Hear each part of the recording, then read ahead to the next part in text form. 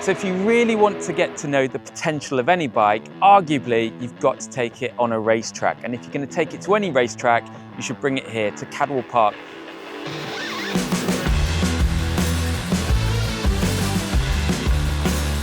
One of the most tight, technical and terrifying circuits in the UK. It's going to be absolutely prime for getting to know our Supernakeds that little bit better.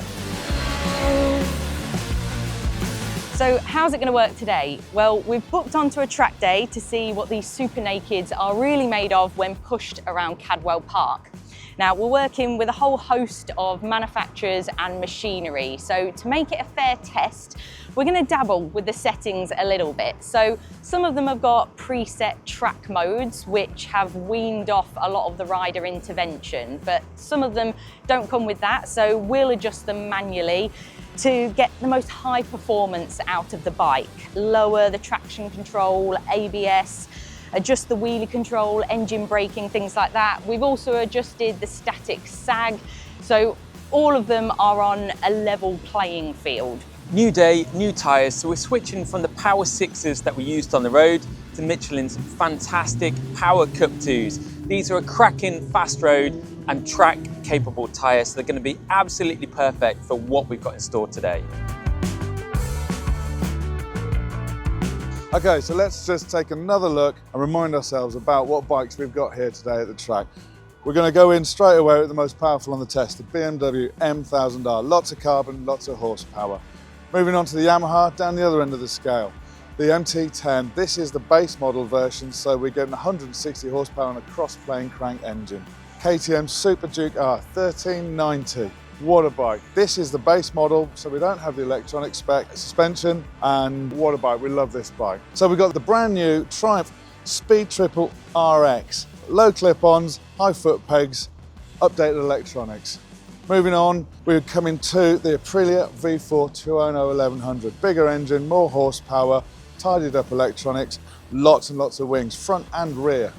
And finally, the Honda Hornet SP. We've got an Öhlins rear shock, 155 horsepower and a 10 grand price tag. And let's not forget, of course, the Ducati, which unfortunately, of course, isn't here. Ducati have declined to take part in the tests, which we're gutted about. Obviously, we really wish that we had the Street Fighter here.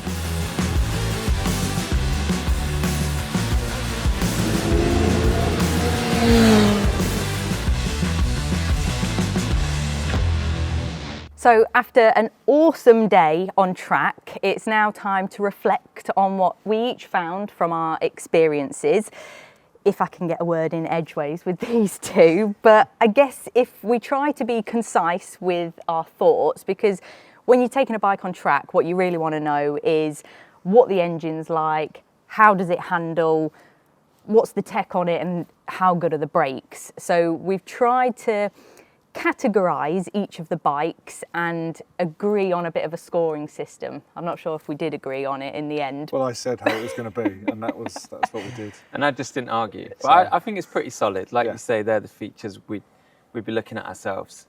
That and the all-important lap time. So that is the fifth element, which you were in control of. So yeah, we've ranked each area out of 6, added them all up. So the maximum score could have been 24. And then Bruce, you gave it a bonus point for if it did a good lap time or not. So we're going to start at the bottom of the pile in what bike came in 6th place, which is, Bruce, you are next to it. the Honda Hornet SP. Yeah, so we have to be kind to this bike because it is the cheapest out of all the bikes that we rated. Your face says you're not going to be so kind to this bike. But I guess if we start with the engine then, the heart and soul of this. So this is derived from a Fireblade engine. It was like the 2017 model. So it was kind of when the Fireblade was getting a bit spicy. I personally really liked the engine. Like it had a nice growl to it when you open the throttle. It is 155, the SP model, 155 like brake horsepower, so it is down on the other ones. But nonetheless, I had a lot of fun with this engine. I think it was a good engine. I mean, like you say, you know, of the lot, it is the least powerful. And that translated, you know, very linear, non-excitable motor. I think Honda had reworked that 5-blade engine to give it a bit more torque low down. That's why the peak figure is lower than what it was in the 5-blade. But it didn't hit me as a hard hitting torquey bike either. It was kind of like a little bit, I don't know, lackluster. It was your typical inline 4 in a Supernaked, but 50 plus brake horsepower down on other rivals that are inline 4s. So I can't get excited about it because I believe that motor in its own right should have so much more potential. It's obviously been re-engineered for the road, and using it on the track, it just felt a little bit lost. And like I said, if the big selling point was meant to be the torque, well, I wasn't experiencing that today. We've got much torquier propositions out there in this mix. Just didn't excite me. I think you're right. On the track, it was just a little bit lost, especially when you're switching between the other bikes that we got in this test, which, as you say, some of them have got more than 50 horsepower more. So it was always going to be the bike that you got on and was a bit kind of about once you've jumped off an M1000R or something like that, which I kind of felt a bit sorry for it, but I don't think it makes it a bad engine. I just think in this company and in that setting, it's kind of not really its natural habitat. No. Yeah, I think that was the point. It did get lost in amongst the other bikes we were testing, but there's still enough there for you to have fun on if, it is a road-going bike. That's where it's most comfortable. So if you did take it for a blast on track, it's still all right. Sport mode was what we sort of found to be the most track inclined. So that was set for the most power, but the least amount of traction and engine braking. Yeah. You could turn the traction completely off or the engine braking completely off, but from what I rode it in was sport mode, and that was the adjustments you could make were quite simple on this, weren't they? In fact, I just want to jump in here and say, so when I rode this bike, we each got a session on each of the bikes. And the session I was on the 5-blade, the red flag came out like almost straight away, within a lap, maybe 2. And I came back into the holding area, found you guys, and I was like, what's wrong with it? How do you change it? Because it just felt a lot of the tech so intrusive. And then the other thing was just how cutting the traction control could be. Not just, over the mountain, which is an expected place for that tech to kind of jump in. Place, yeah. But sometimes when I was really, asking for a bit too much out of a corner, despite the fact we had this thing weaned off in the least intrusive of the traction settings, the TC would kind of jump in and then almost put the bike in a bit of a limp mode before saying, all right, you're good to go again. I'm putting the boot in and I realised that that's quite harsh, but they were my actual findings. Maybe, other people won't find that, but that was my experience of the tech today. Amplified by the fact that also this bike stands out in this crowd because there is no track ABS setting. So a lot of the other bikes, you can go into the dash, the tech, whatever, and dial in a more track appropriate setting. Again, with this being built, with budget in mind and with a strong road inclination, they maybe have never thought, do you know what, we put decent brakes on it, let's give it a track algorithm to work with as well. It's just not there, but that's my take. Yeah, I think with the tech on it, I think that's, Honda know what they've done with this bike. It's not, it's a choice they've made, isn't it? They've put very basic, very crude, very simple electronics on it. And maybe that's how they've been able to hit the price point that this bike is at. In the environment we've been testing it today, it's a choice that really, unfortunately, shines the wrong kind of light on the bike because it is, the electronics were massively in the way, as you say, especially that ABS. So it's just, you build your pace up and you reach a point where you're like, wow, that's it, that's this bike's limit. I think I could brake later. But I can't. You know what I mean? Yeah. I'm pretty sure if this bike would let me, I would go another 10 metres or something like that before I tried to see if I could get it stopped. Yeah. I'm reluctant to be as critical about it as you are. It is everything you say it is, but I'm kind of less keen to sort of put the boot in quite as hard because we shouldn't be surprised. No. Honda have put Yeah, I this get on the that. bike from day one. Yeah. And have said, this is basic electronics. Yeah. So we shouldn't be surprised, really. I think it's fair to say we all wanted a bit more from the tech and from the brakes. And that was clear from our scoring system because we all gave it the lowest score in terms of technology and braking. But if we move on to handling though, we moved it up a bit more. I mean, I found it turned in really nicely. It did what I wanted it to do. The only thing was because it's been more designed for the road, the pegs were really getting in the way on this bike, I found. Yeah, I can't really add anything to that. I think I found it feels lighter than it probably actually is. It feels incredibly accurate, really accurate, on the way into the corner. But then, like you say, you just straight down to the foot peg and that's your limit. Again, you kind of just straight away you find it. And as long as you can just ride around and sort of do that. But it would massively benefit from a set of rear sets.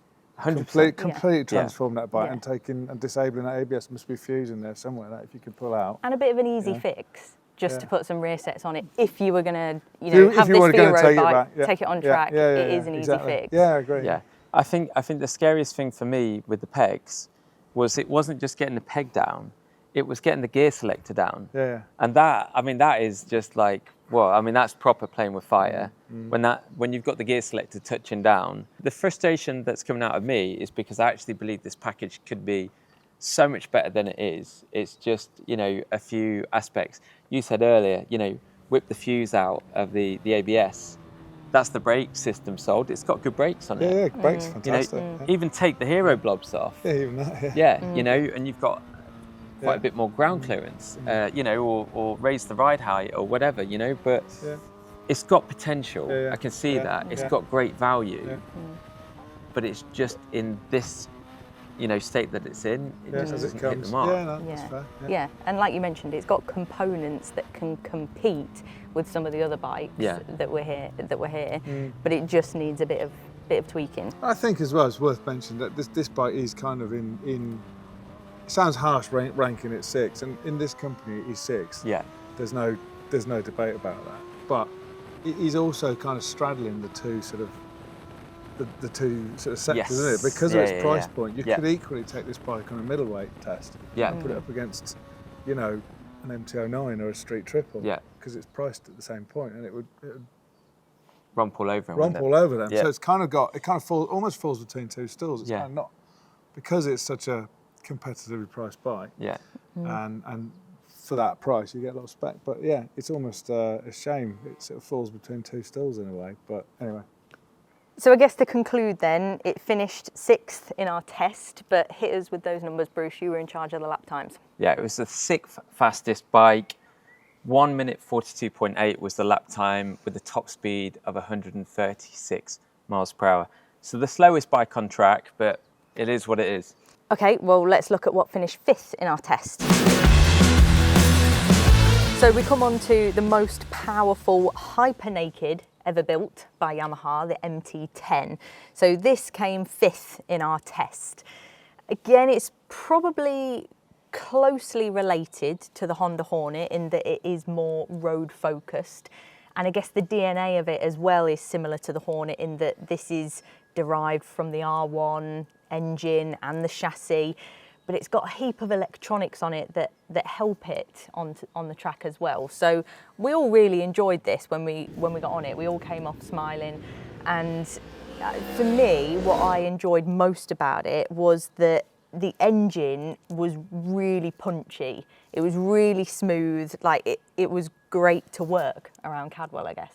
Yeah, I mean, I've never ridden a bike with a CP4 motor and got off it and not been like overwhelmed. They're just fantastic creations, and I think that I'll be honest, before the day started, I've not ridden an MT10 in a while. They've been around for a while, there's another thing to point out, and they've not massively changed since they first hit the scene, but they are a proper headbanging, upright, wide barred hooligan machine, of the old school nature. And, for what it kind of brings to the party there, it's maybe kind of missed a few marks, you know, when you're talking pure track performance and pushing the envelope to the nth degree. But coming back to it, the minute I got on this bike on track today, I had a big smile on my face. Being reunited with that engine was just fantastic. It felt so punchy and potent and just in your hand. There's so much of a buzz around that engine, and I mean, I could talk about it all day, so I should probably pass it on to Johnny now, just so I can shut up. Well, please do. Do us all a favour. No, I mean, I think I'll be honest. For me, it was the biggest surprise of the day. When we came to the test, I thought, yeah, you know, this is.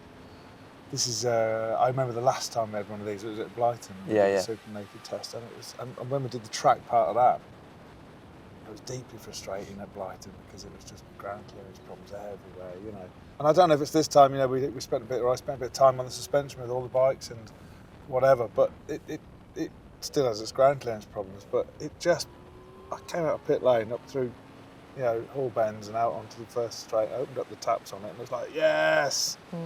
We're going to enjoy the next 20 minutes. Yeah. You know, for a bike that's got such a unique riding position compared to all the others, as in, you know, you sit really low in it, and the handlebars are really high up. It's the most upright of all the bikes here, I think.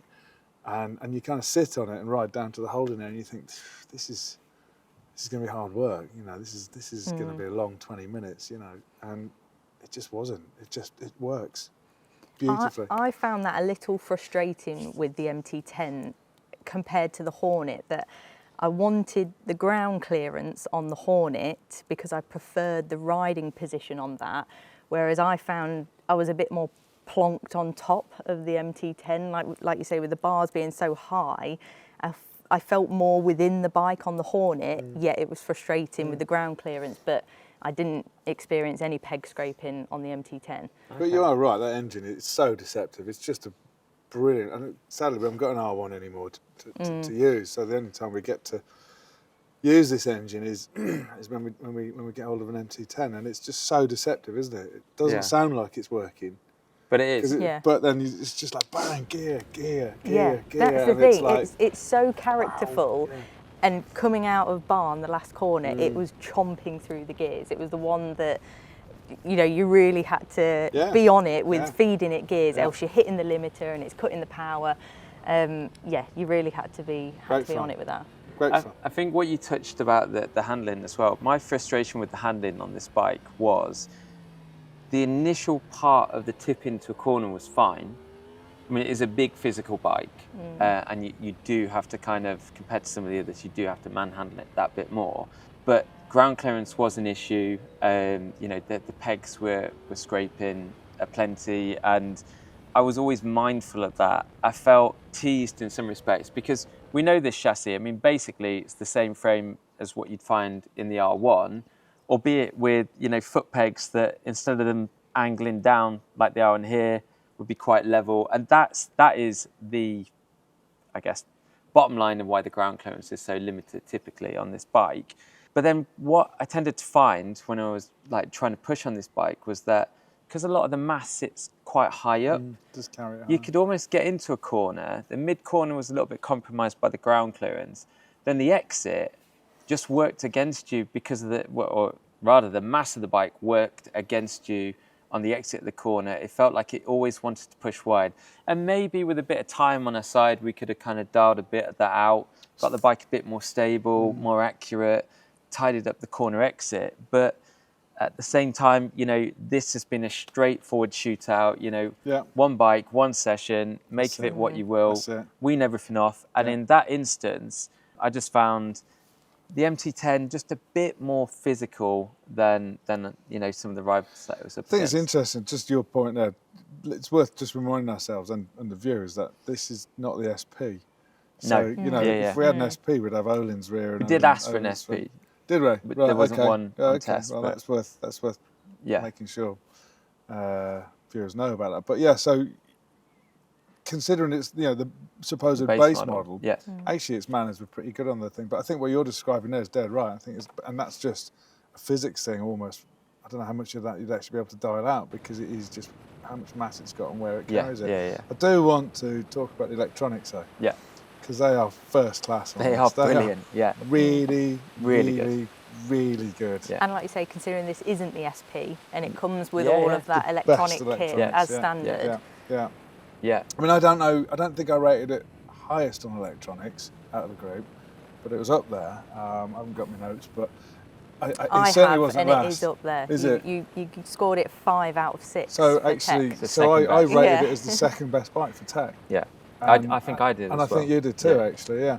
And they are that good. They're so smooth. The cut and release is brilliant. Yeah. You can play can around with the depend on them. wheelies. Yeah. Yeah. It has anti-wheelie, but it's not intrusive. It's superb. Really, It was really. conducive to a lap time, Yep. definitely. I think the fact that you could lean on, I mean, the traction control just lights up on the dash, Yeah, like it's constant just orange in glow. the background all the time. It never.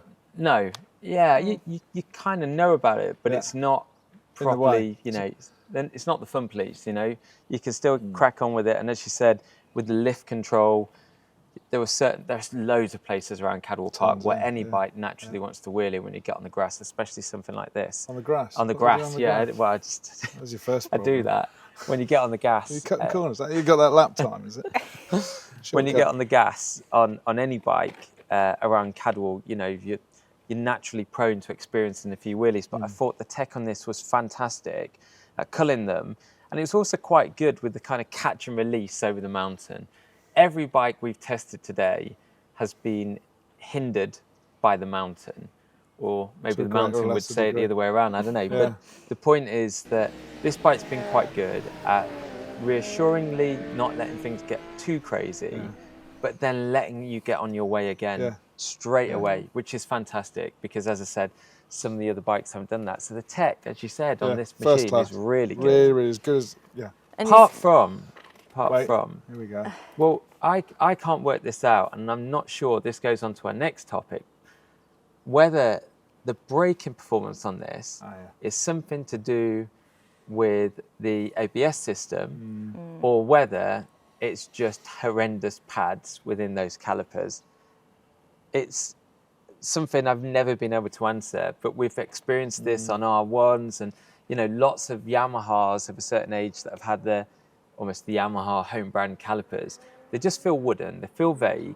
And as I said, I can't actually determine whether that's anything to do with the ABS or whether it is just a pad. They do stop you, and there are no kind of heart in mouth moments because the ABS actively feels like it's engaged and it's going to freewheel you on for the next 10 meters. The lever went soft, so they're doing something. Yeah, obviously. yeah. Generating heat, aren't they? Yeah. So, But you want it to match the calibre of everything else on the bike as well. Definitely. That was the bit that was letting it down. It's a big, heavy, powerful bike. You want good brakes to go with it.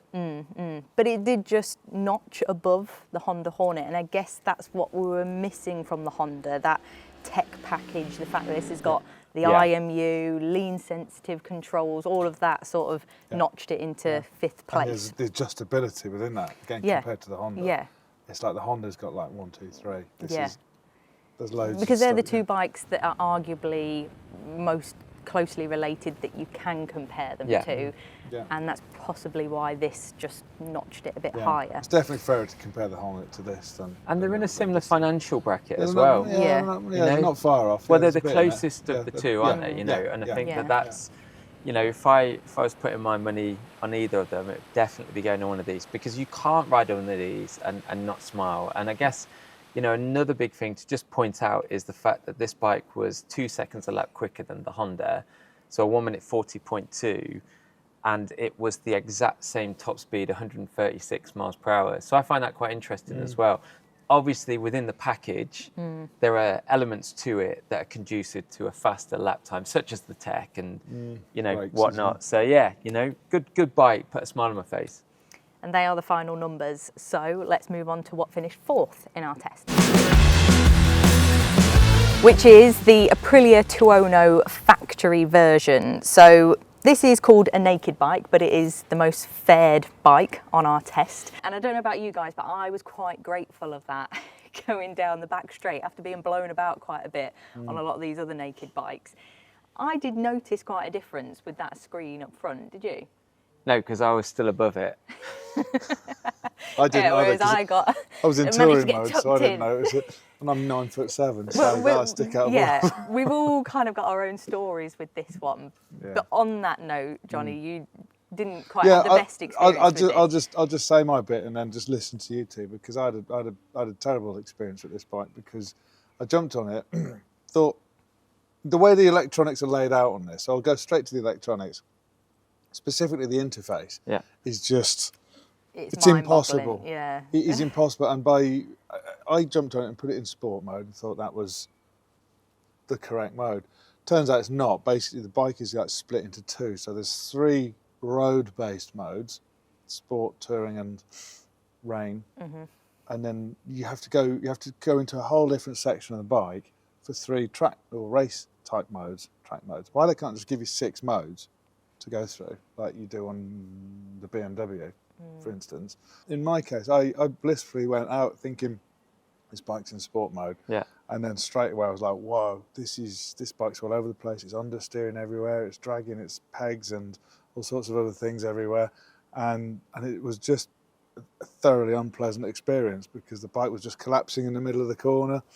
As soon as you load it up, right in the middle, it was just sitting down everywhere. It was way too soft, and I just got in and I wrote like 3 lines, none of which are really repeatable, I don't think, how YouTube deals with profanities, but none of them were complimentary. So I would love to have had a go on it, it set up properly, but I'm happy to admit and gutted slightly that, you know, I didn't ride it anywhere near the setup it should have had. So my sort of views on this bike are completely... Yeah.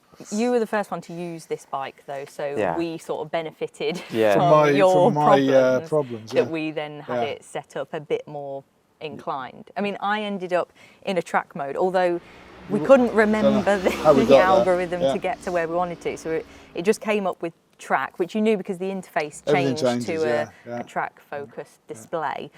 But it's not at all intuitive, was it? No.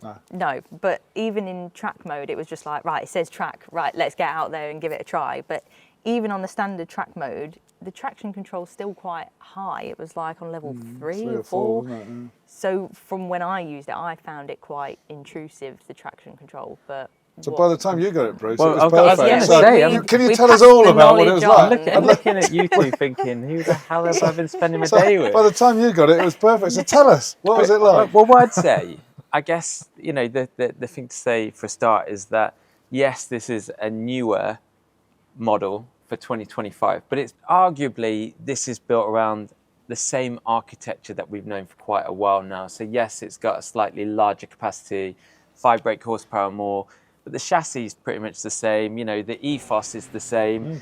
It's always been a firm favourite of ours on these type of tests. And despite, you know, what's happened to you guys today, you know, if you've ever ridden one before, you'll know the brilliance that this bike has within it. As for me, I was quite excited to get on this machine. So this was the last bike I rode of the day, and it was a lot of fun. What I will say is that there were some areas of it that I really liked. Again, coming back to the engine, I think the V4 motor is just beautiful. It's super linear, nice and torquey, but it doesn't kind of overwhelm you. You never feel like it's going to rip your arms off, or, you know, it's not peaking any particular way, or like a big V-twin where it's aggressive. It's quite progressive, nice and flowing, and it sounds great and all the rest of it. Good connection with the throttle on this as well. One area that I thought let it down a bit was some of the tech. I'd have the traction control kicking in at times I didn't expect it to, and it almost held the bike back a bit again before it'd let you go.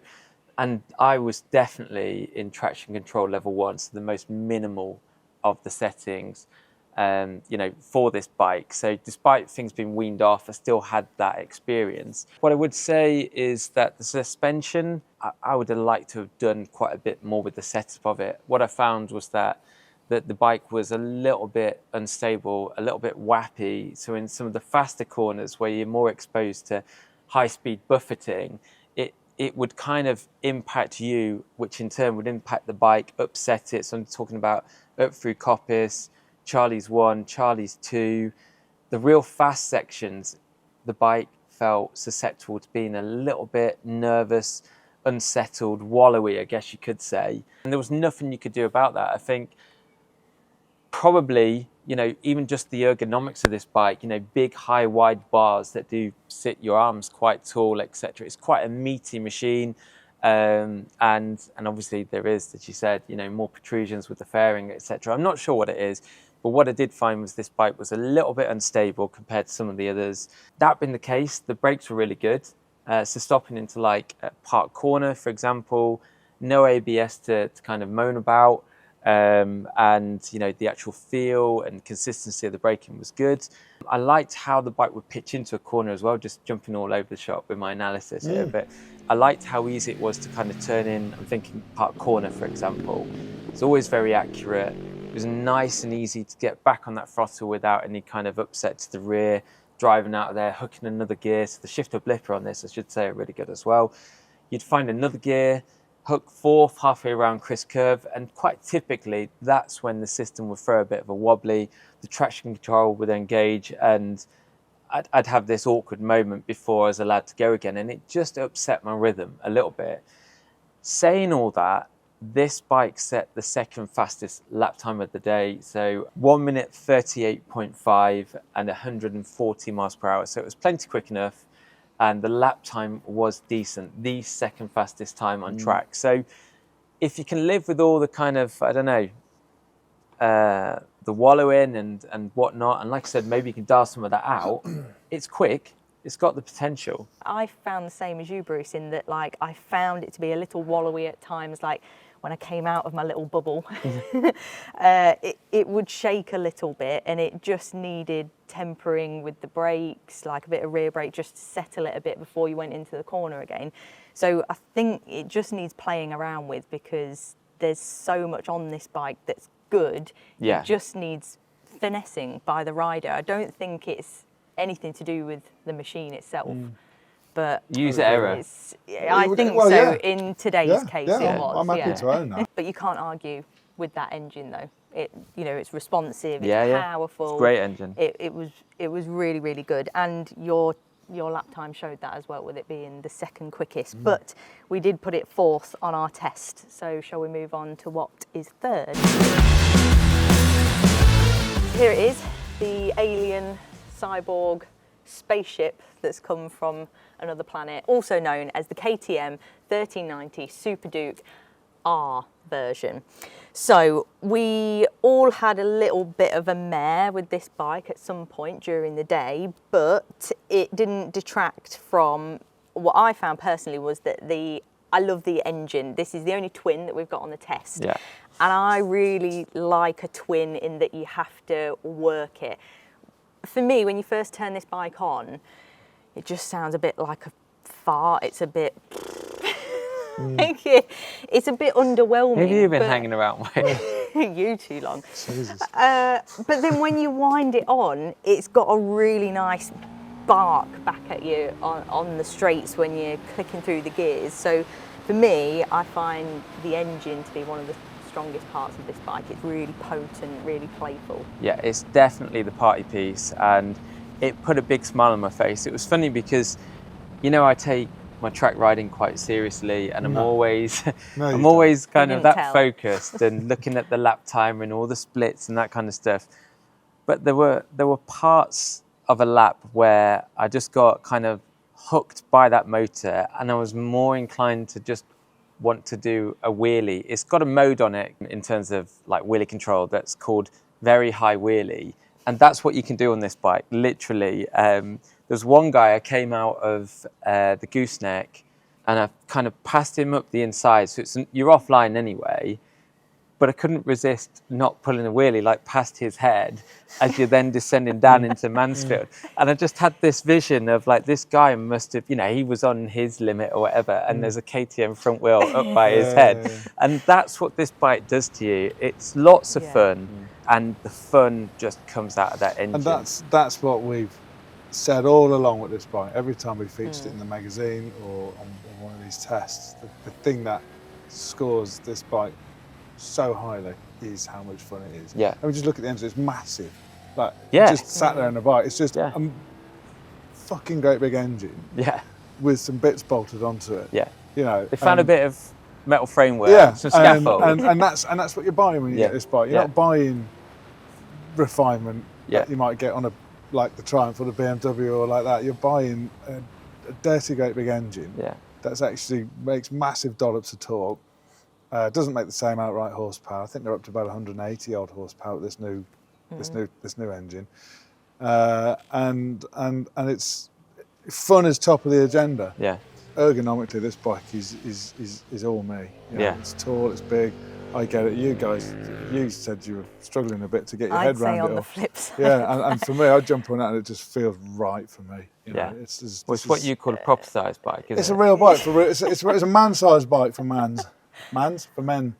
and for fully grown adults like myself. One thing Grace picked up on, and I found this as well, when I got on it, you know, first pass through the first few corners, out into barn, you know, you put your knee out expecting to touch the ground, and it's like, well, where's the ground gone? Who's moved the ground? This thing feels like you have to lean it a long way to start getting your knee down until, you know, you realise just there's a lot of pitch because it is so high. I think that's all it is. It's just a tall setting. That's what it is, That's what I found ergonomically. I mean, there's a bit of a height difference between me and you, Johnny. But I just found, as soon as you sit on it, it's so big. It's so tall. The tank is so angular that, like, even going down the back straight, I'm trying to tuck in, but the tank sort of pressing against my chest with the shape of it. Yeah. And like you say, there was some corners I'm like, I've been getting my knee down on all day. And I'm like, this is just so far away that it's like... Save you a fortune in sliders, couldn't it? Well, there is that, But I just found it to be really big, tall, and that then affected my handling and manoeuvring of it, particularly going through the chicane, you know, the tight parts. I thought, it's not going to move this. Like it just felt like a tank trying to get through those tighter parts. For me, anyway, it was just more to muscle about for me. I don't think it was the best handling bike. One thing that I also found with this bike was it felt the most exaggerated on travel. So, I mean, it just feels like an overgrown motard, quite simply. But I never truly felt that I had the feel and the confidence in the front end like I had on several of the other bikes here today. It reminded me very much, my first ever national race was in the KTM 990 Superduke series back in 2007. And this bike today, especially because the shifter and the blipper wasn't working, was just reminiscent of that. It was just a big brute of a bike. It made me laugh because there were times you could come in out of a corner and still crack that throttle, you know, even up a fast corner, and it would surge forward with real energy.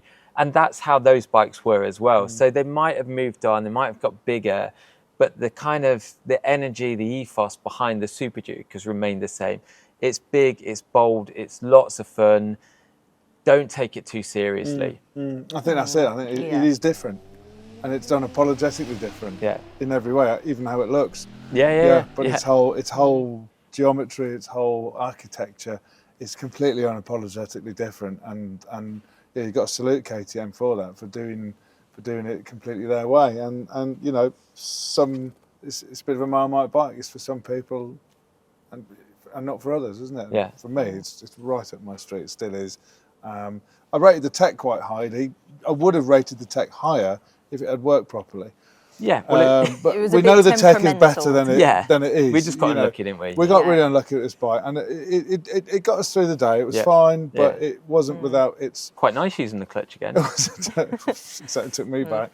And but yeah, no. So you know, I had to mark it down on its tech because it on the day when it mattered, it didn't really perform. I mean, it was and the anti-wheelie is brilliant on it, like you said. You can come over the mountain, you can play around with it, like on the Yamaha. We said it's all there, but you have lots of freedom as well. It's just there were points today where it just wasn't working, and like I said, there was a list of things on the dashboard that had been disabled and all the rest of it. But that's by the by. That's something that would be fixed by a dealer or whatever.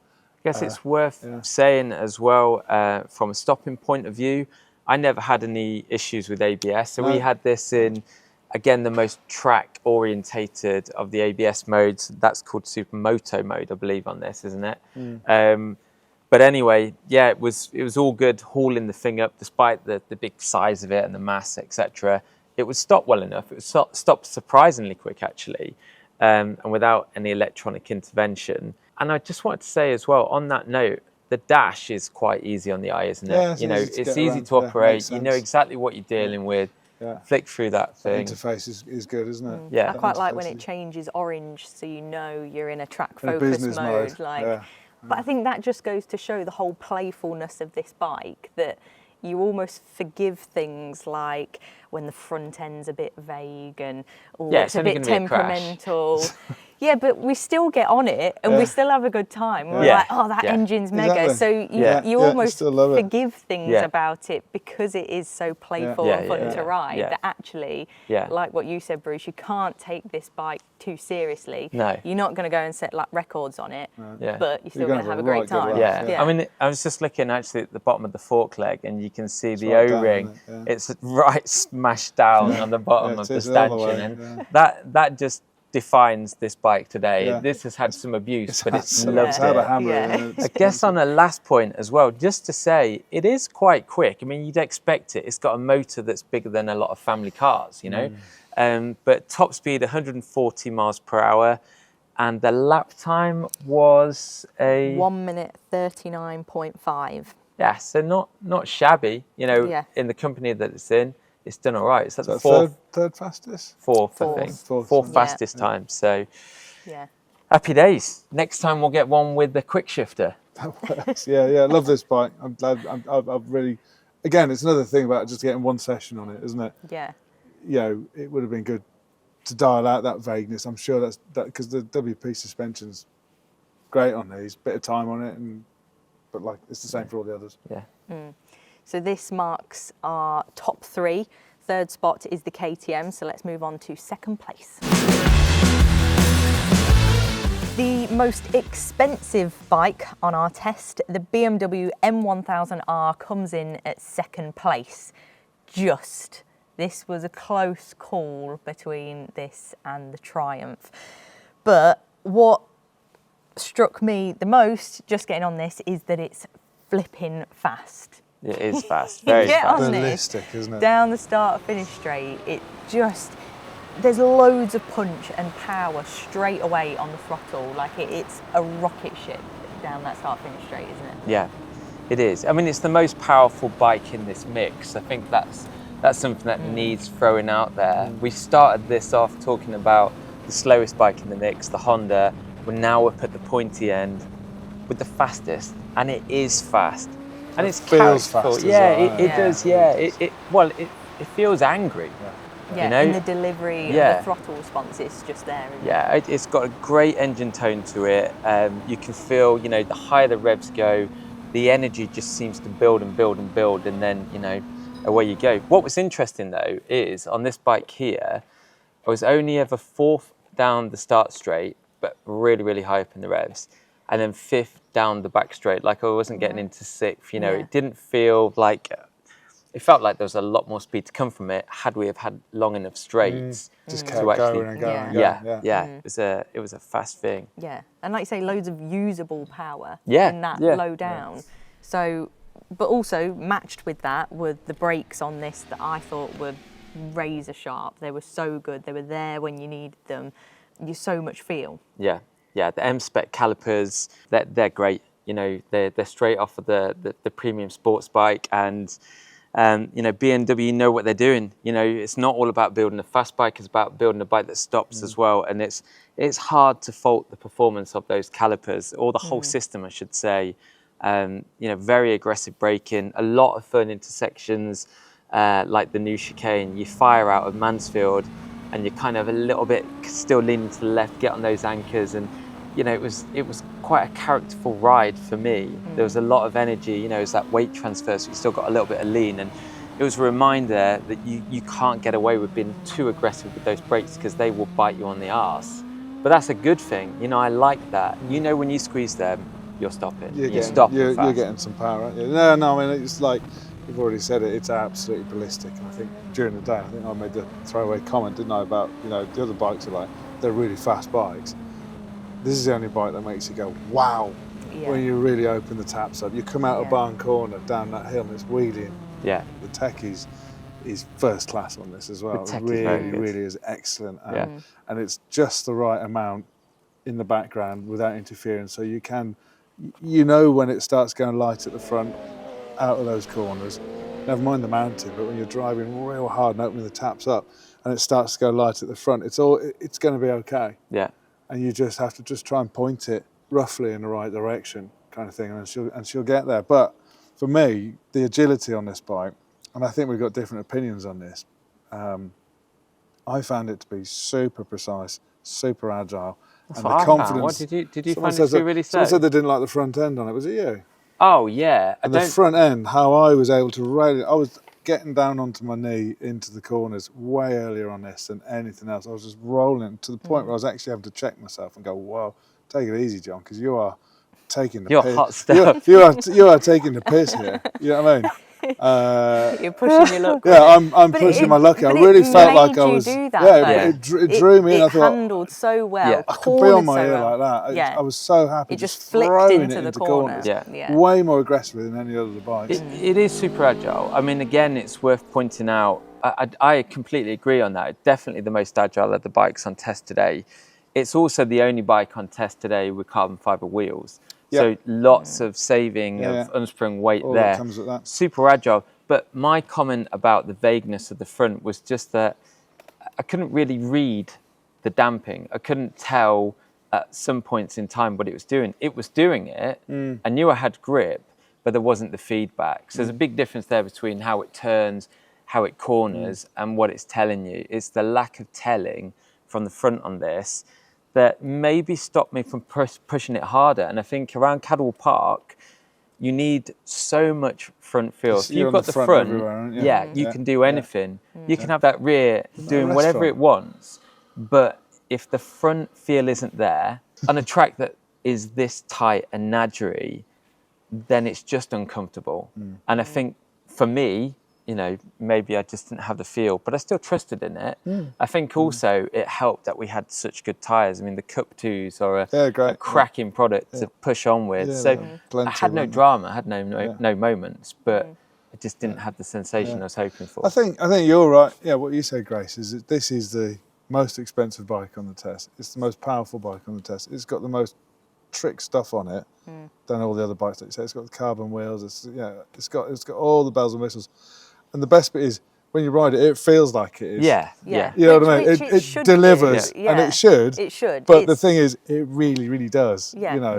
It's And just shy of 20 grand. So you want everything for your money, which we're actually finding it hard to. Exactly. bolt. It kind of almost makes that 20 grand feel a fair price. I mean, did you guys find anything that you would nitpick about it? The only thing for me that I found were the bars were a lot wider than other bikes on the they're test. flat, aren't they? Yeah, as so well. you almost feel a lot Like more riding a bull. exposed. Not that I've ridden a bull.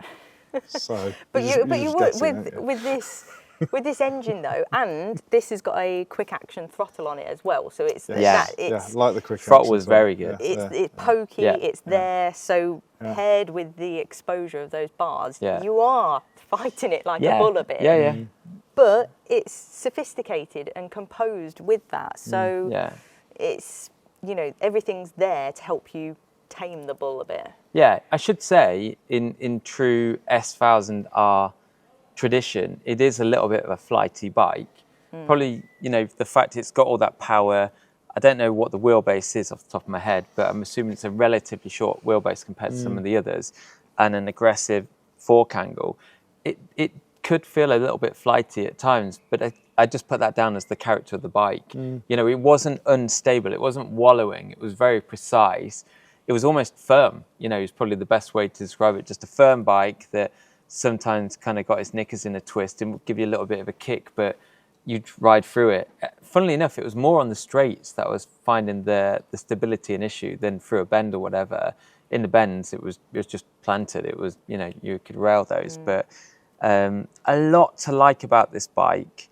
And I will say, just for complete clarity, this was the first bike I rode in the day. So technically it set the third fastest lap time, but it was first out the gate, you know, fresh in the morning. And if I was honest, maybe, you know, there was more to come had I ridden it in the afternoon or something like that. So I feel a little bit for the BMW because it's a great package.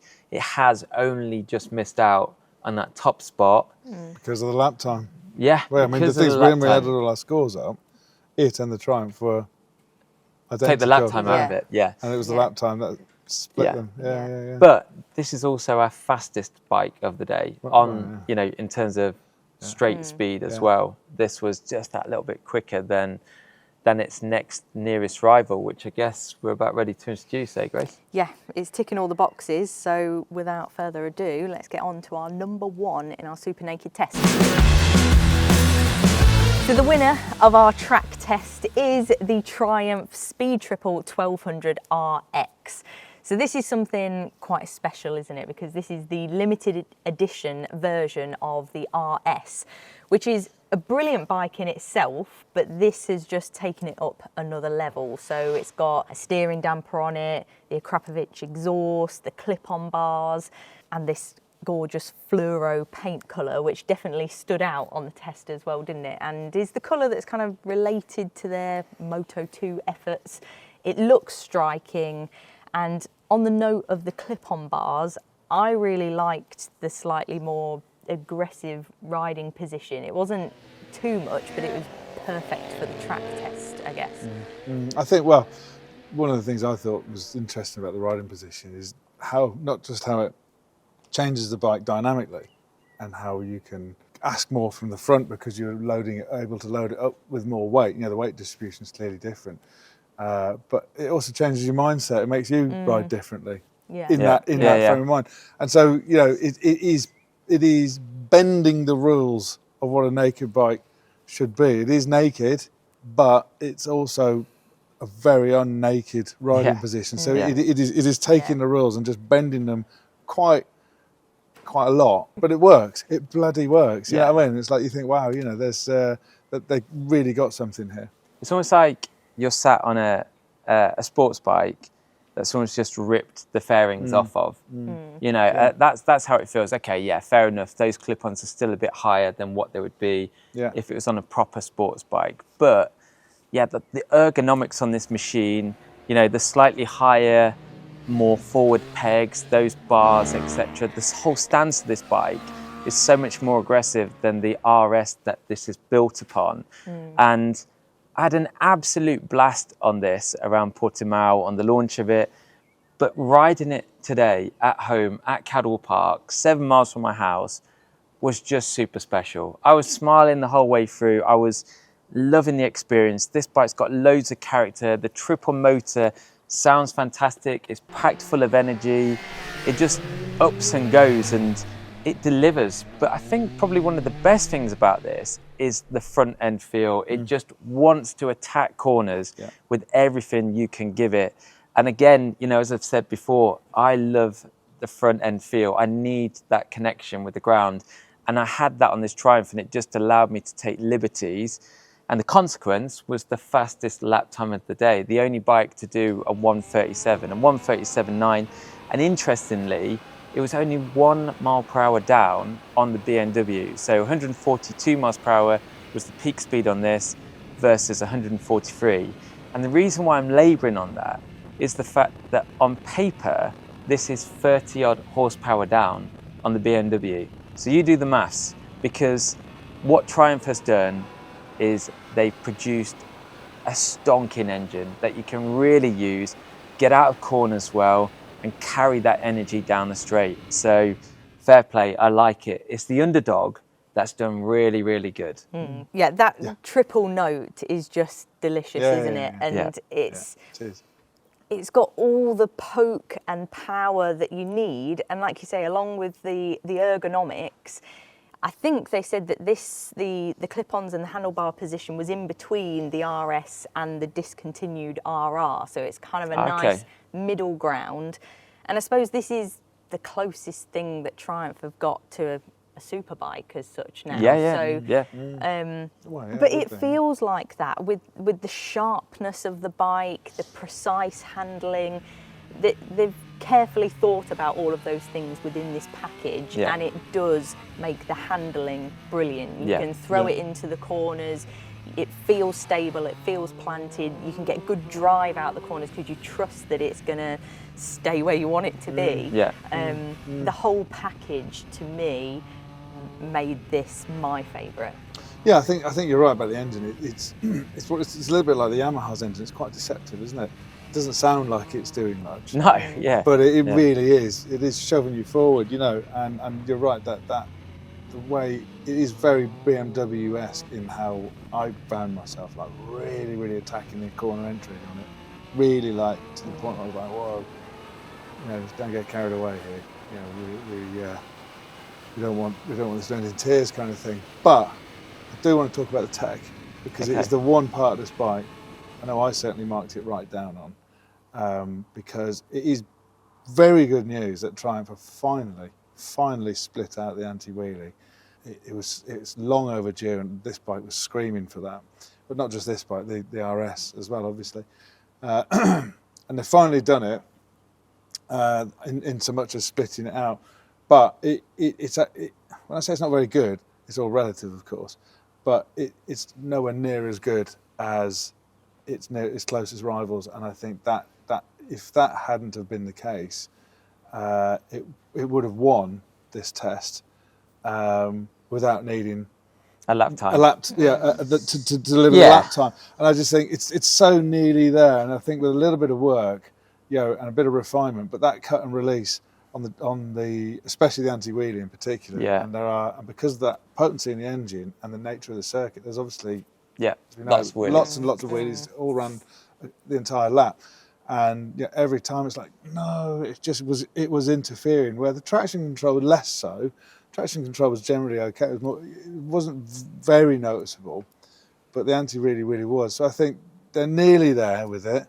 With a bit of refinement, then they really could have the complete package on their hands here. What's interesting though is my experience was really different to yours in that the traction control, despite the fact it was as weaned off as possible, felt like it was constantly on, like I could feel it, but it wasn't necessarily ruining the ride. I was actually using it. I would agree with that. The traction wasn't ruining the ride. It was the anti-wheelie that was.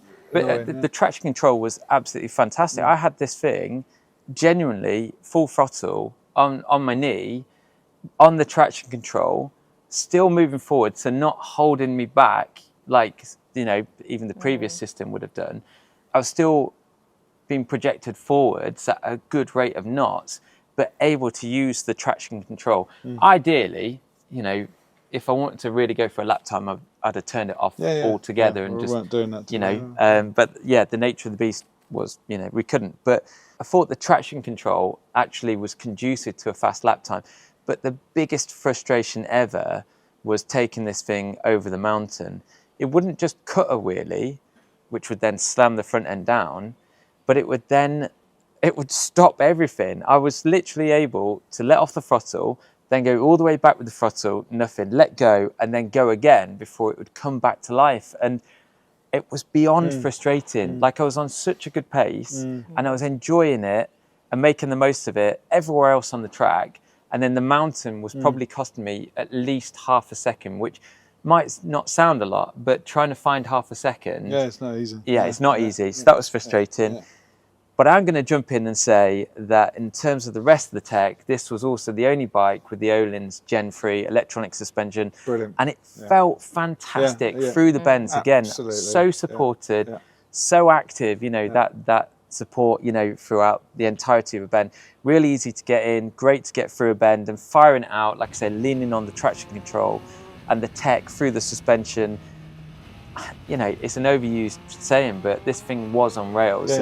Absolutely loved it. Backed up with the best brakes on test today.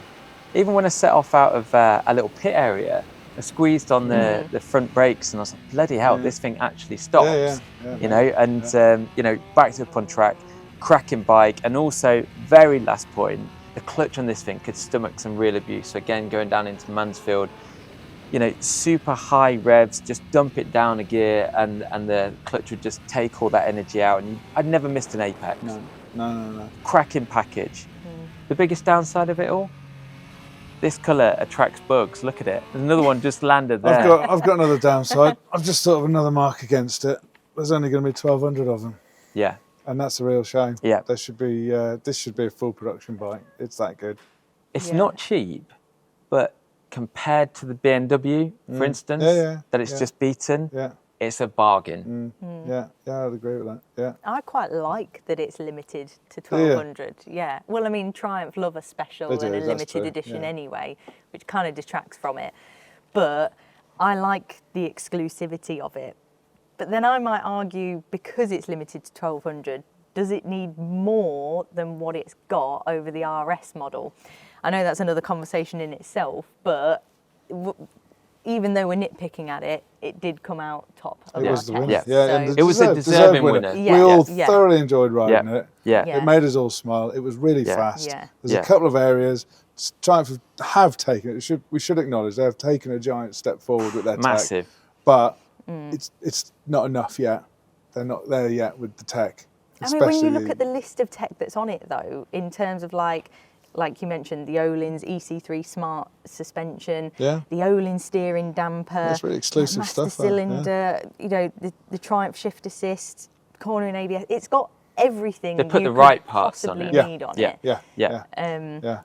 And you know, it all of that equated to us all having a great time on it. Mega and bike. arguably, if we had a bit longer, you'd tailor it a bit more and you'd wean things off, you'd put things on. So matches my leathers as well, I just noticed. well, that's a sign Which then, is, Johnny. you need to get one. I need to get a long term. You do. That's what I need to do. Please Well, it try. came out on top of our test, so thank you so much for watching this video. You can find the write-up in the Fast Bikes magazine, so make sure you go and check that out in the shops. But for now, we'll see you on our next video.